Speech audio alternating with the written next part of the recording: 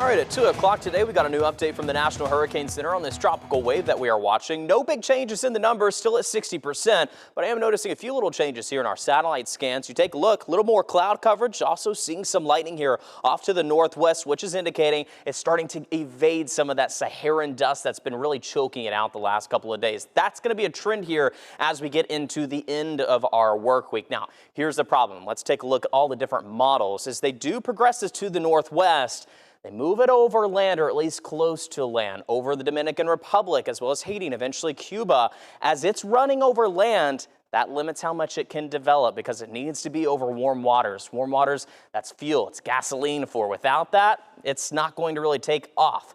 Once it gets towards the further northwest, here's where we watch for.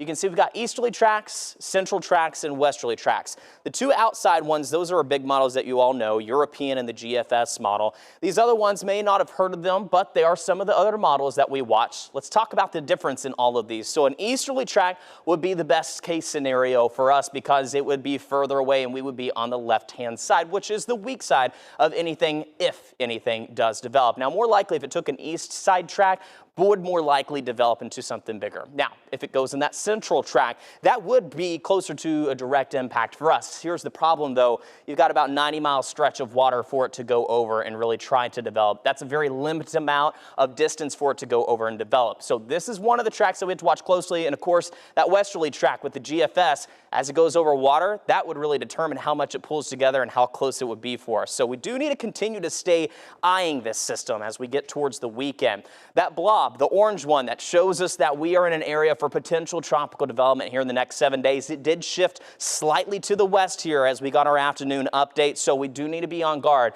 as we get into this weekend.